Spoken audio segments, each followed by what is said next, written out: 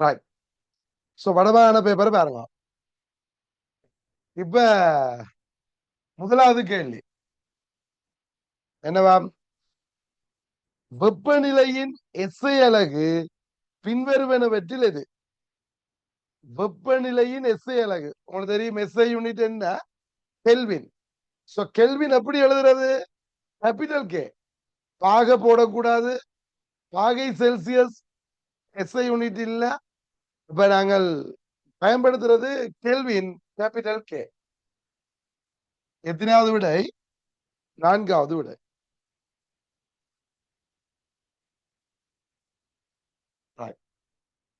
இரண்டாவது, பின்வருவனவற்றுள் வெப்பௌதிய கணியம் MLT -1 எனும் பரிமாணத்தை கொண்டுள்ளது இல்லையா? எப்பௌதிய கணியம் MLT -1.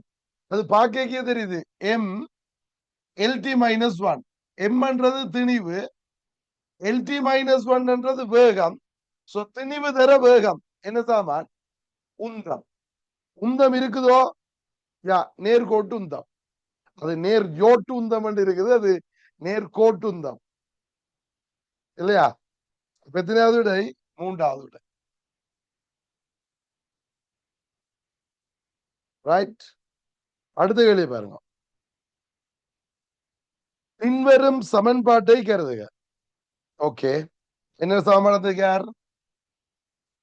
P சமன் XY plus QR over S. P சமன் XY plus QR over S. Q plus R over S.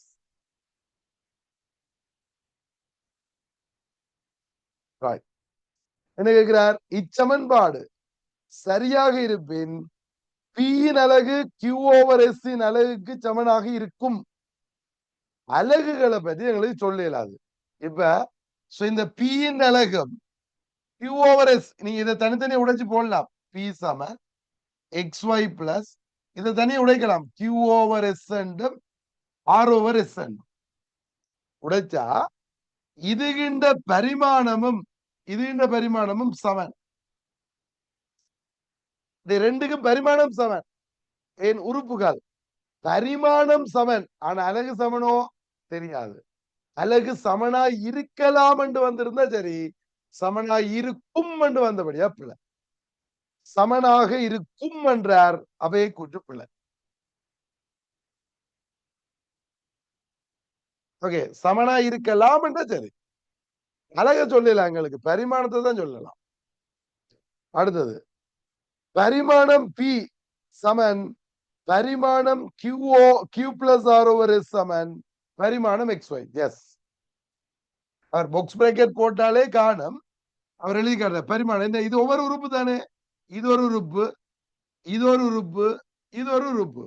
ஒவ்வொரு உறுப்புகளின் பரிமாணம் சமன். P என்ற பரிமாணம் சமன் XY என்ற பரிமாணம் சமன் Q plus R over S என்ற பரிமாணம்.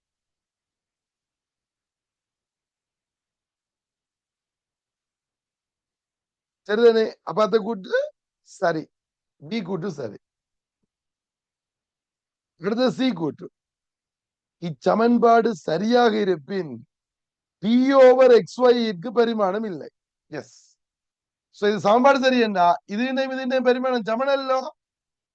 ரெண்டுண்டையும் பரிமாணம் சமனண்டா P ஓவர் XY பரிமாணம் இல்லை. இதுக்கு பரிமாணம் இல்லை, அந்த கூட்டும் சரி. அப்ப எது விடை? பியும் சியும் மட்டும் சரி, மூன்றாவது விடை.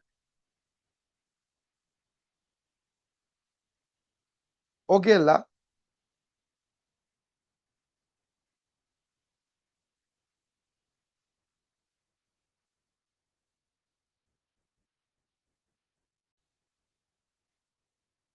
ரைட். இப்ப இதுக்கு ஸ்கீமில் 5வது விட கொடுத்திருந்தாலும் 3வது தான் சரி. ஏன்? அலகுகள் சமனாக இருக்க வேண்டிய அவசியம் இல்லை. ஒரு சமன்பாடு சரி என்றதுக்காண்டி அலகு சமன் என்று சொல்லலாது. இப்ப உதாரணத்துக்கு V சமன் R ஒமேகான்னு ஒரு சமன்பாடு இருக்குது. இந்த சமன்பாடு சரி. இதுக்கு நீங்க அலகு எழுதினீங்கன்னா இதுக்கு மீட்டர் பெர் செகண்ட், அதுக்கு எழுதினீங்கன்னா மீட்டர் ரேடியன் பெர் செகண்ட். இப்ப ரெண்டு அலகும் சமன் கேட்டீங்களா? இல்ல. ஆனா பரிமாணம் சமன், LT minus one LT minus one. பரிமாணம் சமன், அலகு சமன் இல்ல. அதனால சமனா அலகு சமனா இருக்கலாம்டா சரி, இருக்கும் பிழ. அதனால இதுக்கு மூன்றாவது விடதான் பியும் சியும் சரி, அது மட்டும்தான் வரும். ஓகே, ஸ்கீமில் 5 இருந்தாலும் அது பிழை, மூன்றாவது சரி. ரைட், நாலாங்களே வரும். நாலாங்களில் என்ன சொல்லப்படுது? அருகில் காட்டப்பட்டுள்ள வேர்னியர் அளவிடையில் பிரதான அளவிடையில் உள்ள 9 மில்லிமீட்டர் உடைய 9 பிரதான பிரிவுகள் வேர்னியர் அளவுடையின் 10 பிரதான பிரிவு 10 பிரிவுகளுடன் பொருத்தப்பட்டது. காட்டப்பட்ட உருவின் வாசிப்பு. இப்ப என்ன சொல்லிட்டார்? பிரதான அளவுடையில் உள்ள 9 மில்லிமீட்டருடைய ஒரு 9 பிரிவு, ஒரு பிரிவு 1 மில்லிமீட்டர், 10 பிரிவோட பொருந்தது. வேர்னியர் அளவுடைய 10ஓட. அப்ப இழிவெண்ணிக்கை என்ன? 1/10. இழிவெண்ணிக்கை 1/10, 0.1. அவன் இதை ஞாபகம் வச்சு கொள்ளுங்க. ஸ்ட்ரக்சர்ல இந்த மெத்தட பயன்படுத்த வேண்டாம். என்ன ஸ்ட்ரக்சர்ல இழிவெண்ணிக்கைன்றதுக்கு ஒரு பிரதான பிரிவு ஒரு வேர்னியர் பிரிவு, இந்த மெத்தட்லயே போங்க.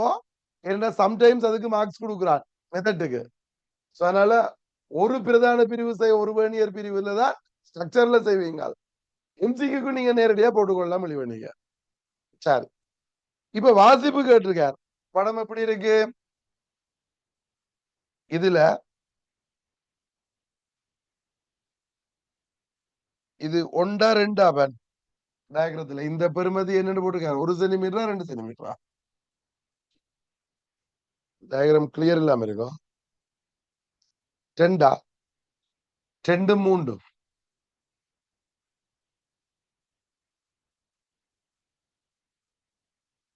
2 3. Okay, right. இப்ப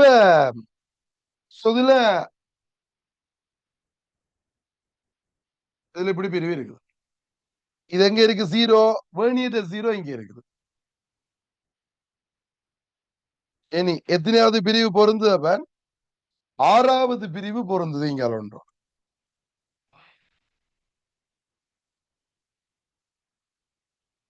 இல்லையா? ரைட். இப்ப 6வது பிரிவு இங்க பொருந்தினால் இப்ப வாசிப்பு என்ன வரும்? நான் உங்களுக்கு சொல்லியிருக்கேன், கேள்வி செய்யக்குள்ள என்ன செய்யணும்? இதை உடனடியா மில்லிமீட்டருக்கு மாத்திடணும். 2 சென்டிமீட்டர் 20 மில்லிமீட்டர், இது 30 மில்லிமீட்டர். மில்லிமீட்டர்ல வச்சுக்கொண்டு செய்யணும் இல்லாத. அப்ப 20 என்ன? 21 22 23 24 25 26, 26 சக எத்தனாவது பொருந்தது? 6 தர இழிவெண்ணிக்கை தசம். அப்ப 26.6 மில்லிமீட்டர். இப்படி என்னத்துல வந்திருக்கார்? சென்டிமீட்டர்ல வந்திருக்கார். இல்ல, மில்லிமீட்டர்ல இருக்கு இல்லையா? 26.6 மில்லிமீட்டர் 4வது விட.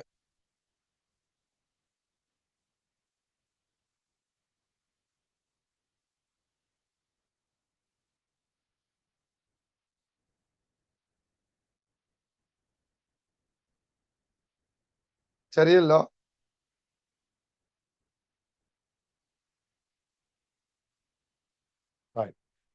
5ஆம் கேள்வி பாருங்க. நேர்கோட்டின் வழியே மாறா ஆர்முடுகளுடன் இயங்கும் துணிக்கு ஒன்று அதன் வேகத்தை 10 மீட்டர் பெர் செகண்டில் இருந்து 20 மீட்டர் பெர் செகண்டாக 135 மீட்டர் தூரம் கடந்து மாற்றுகின்றது. என்னவா? மாறா ஆர்முடுகளோட இயங்குது 10 மீட்டர் பெர் செகண்ட்ல இருந்து 20 மீட்டர் பெர் செகண்ட். இது 10 மீட்டர் பெர் செகண்ட், இது 20 மீட்டர் பெர் செகண்ட். இது கடந்த தூரம் எவ்வளவுன்னு சொல்லிட்டார்? 135 மீட்டர். இத்தூரத்தை கடக்கெடுத்த நேரம் செகண்ட்களில், டி செகண்ட்களின் டீன் பெறுமதி. இப்ப எங்களுக்கு தெரியும். தூரம் சமன் சராசரி வேகந்தர நேரம் தானே. இங்க இருந்து இங்க போடுற நேரம் டீன்னு சொல்லிட்டேன். இப்ப சராசரி வேகம் என்ன? அவன் சராசரி வேகம் என்ன அழுவீங்கள்? ஆரம்ப வேகத்தையும் இறுதி வேகத்தையும் கூட்டி 2 பிரிப்பீங்க. கூட்டினா 30, 2 பிரிச்சா 15. இப்ப இடப்பெயர்ச்சி என்றது என்ன சாமன்? இந்த இயங்கின தூரம் 135 சராசரி வேகம் தர நேரம் 15 டி. அப்ப டி எவ்வளவு? 135 15. எத்தனை முறை வரும்? I3 I2 10 29 9 second. இரண்டாவது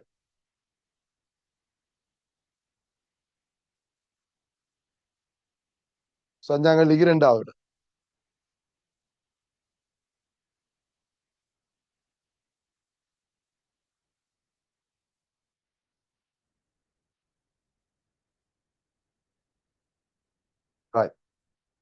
ஆறாங்கல்லி பேர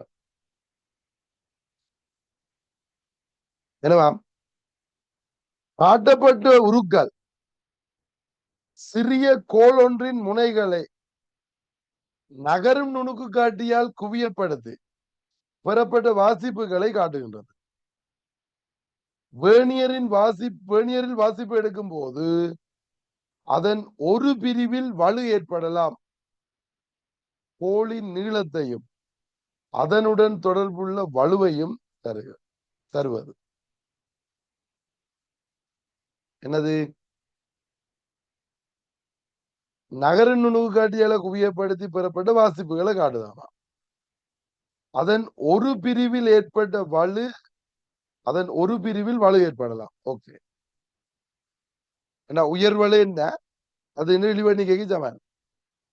இப்ப கோளின் நீளத்தையும் அதனுடன் தொடர்புள்ள வலுவையும் தருவது. முதல்ல இப்ப நான் கோளின் நீளத்தை கண்டுபிடிக்கணும். இப்ப நீங்க ரீடிங்க கண்டீங்கன்னா என்ன வரும்? இப்ப ரீடிங்க கண்டா என்ன வரும்?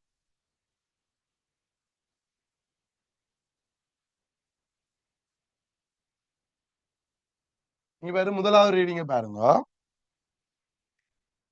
இது 3, இங்க இருக்கு 4 சென்டிமீட்டர் எல்லாம். என்ன சிக்கல் இதுல? இவர் இழிவெண்ணிக்கை 1:10 நகர்நுணு காட்டின்னு சொல்லிட்டு 10 பிரிவு தான் போட்டிருக்கார். அப்ப இதுல கவனமா இருக்கணும்.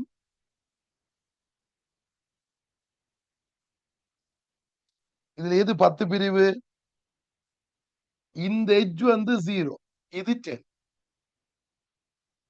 இந்த எஜ் எங்க எதுக்கு? 34க்கு 35க்கு இடையில. இது 3 30 சென்டிமீட்டர். 30 மில்லிமீட்டர். இது 40. அப்ப இது 34க்கு 35க்கு இடையில இருந்தா இதுக்குரிய வாசிப்பு என்னட்டு வரும்டா 34 சக எத்தனையாவது பிரிவு பொருந்தது? 3வது பிரிவு பொருந்தது இல்லையா? 3 தர இழிவெண்ணிக்கு 1:10. 1:10 தசம். இப்ப இது 34.3 மில்லிமீட்டர். ஓகே இல்ல? அடுத்ததுல பாத்தீங்கன்னா என்ன இருக்குது? 65. இப்ப இது 6 6 60. 6 சென்டிமீட்டர் மில்லிமீட்டருக்கு மாத்திருவீங்க. இப்ப இது 65க்கும் 66க்கும் இடையில இருக்குது 0. அப்ப 65 சக எத்தனையாவது பிரிவு பொருந்தது? 4வது பிரிவு பொருந்துற மாதிரி இருக்குது இல்லையா? இப்ப இதுக்குரிய வாசிப்பு என்ன வரும்? 65 சக 4 தர தசம். அப்ப 65/4 மில்லிமீட்டர். அப்ப நீளம் என்ன? இது இந்த நீளம் எவ்வளவுன்னு கேட்டீங்கன்னா இதுல என்ன கலப்பீங்க? 65/4 சய 34/3. அப்ப தசம் 1 அங்கால 1 3 31/1 சென்டிமீட்டர். இது வாசிப்பு. இப்ப சாரி மில்லிமீட்டர். அப்ப நீங்க சென்டிமீட்டர்ல போட்டீங்கன்னா என்ன வரும்? 3.11 சென்டிமீட்டர். ஓகே, அது சிக்கல் இல்ல. இப்ப விடையில ஒன்றா ரெண்டா, இப்ப அதுதான் பிரச்சனை. இந்த வேணிய நுண்ம நகர் நுணுக்காட்டின்னு சொல்லியாச்சு இல்ல. நகர் நுணுக்கு காட்டியில உயர்வலு என்ன? நகர் நுணுக்கு காட்டி இந்த உயர்வலு என்ன அப்படின்னு கேட்டீங்கன்னா இழிவெண்ணிக்கைக்கு சமன் இல்ல. என்ன வாசிப்படு கேட்க உயர்வலு இழிவெண்ணிக்கை சமன். இப்ப இந்த வாசிப்பழுதைக்கு நீங்க என்ன எழுதணும்னு சொல்லுங்க பாப்போம். இந்த 34.3 வாசிப்பு எப்படி வரும் கேட்டீங்கன்னா, இதுமே சென்டிமீட்டர்ல எழுதினீங்கன்னா 3.43 இந்த வாசிப்பு எழுதியக்கு எப்படி எழுதணும்? 3.43 பிளஸ் ஓ மைனஸ் 0.01 சென்டிமீட்டர். ஏன் இப்படி போட்டு விளங்குதான் உங்களுக்கு? சென்டிமீட்டர்ல எழுதுறேன். 3.43 பிளஸ் ஓ மைனஸ் 0.01 சென்டிமீட்டர். ஏன் இழிவெண்ணிக்கை தசம் ஒரு மில்லிமீட்டர். நான் சென்டிமீட்டர்ல எழுத போடுறேன். அப்ப இன்வெண்ணிக்கையால கூடலாம் அல்லது குறையலாம். ஓகேயா? அதே மாதிரி இந்த வாசிப்பு ரெண்டு வரும் 6.54 பிளஸ் ஓ மைனஸ் 0.01. நாங்கள் வழுக்கல் படிக்கக்குள்ள பார்த்து நாங்கள் பிளஸ் ஓ மைனஸ் 0.01 இதுலயும் இருக்கு, இதுலயும் இருக்கு. ஒன்றுல கழிக்க உயர்வல் என்ன? 0.02. இதுக்கு என்ன வரும்? 3.11 பிளஸ் ஓ மைனஸ் 0.02 வரும். அப்ப இது இந்த நீளம் எழுதிக்க நீங்க எப்படி எழுதணும்? நீளத்தை 3.11 பிளஸ் ஓ மைனஸ் 0.02 சென்டிமீட்டர். விளங்குது இல்ல? படிச்சுனாங்களே எப்படி எல்லாம் இது படிச்சுனாங்க. இத இந்த இடத்துல நீங்க அப்ளை பண்ண தெரியணும். ஏன் ரெண்டு வாசிப்புகள் வித்தியாசம் இல்ல காண்றோம். அப்ப இந்த வாசிப்புக்கு ஒரு வலு வரும், இந்த வாசிப்புக்கு ஒரு வலு வந்திருக்கும். இப்ப ரெண்டு கழிப்படைக்குள்ள வலு 0.6 கூட்டுப்படும். விளங்குது இல்லோ?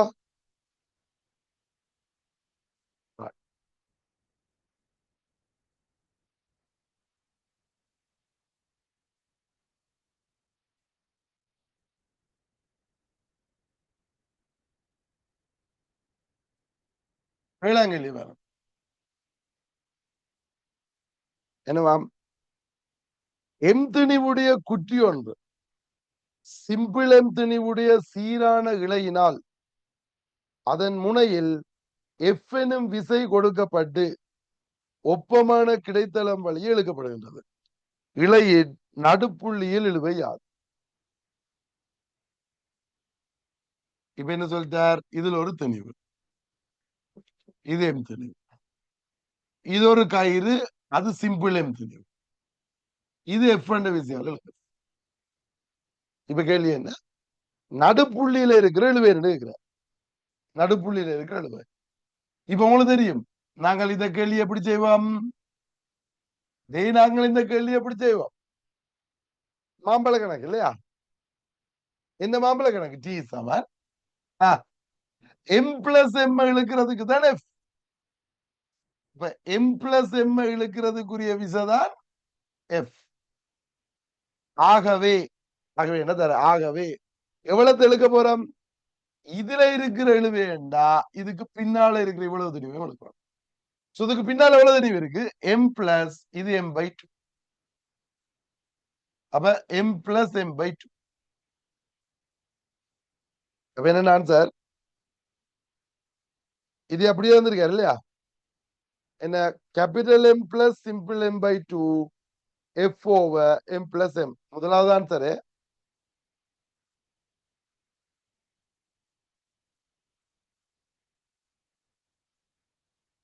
ஓகேடா?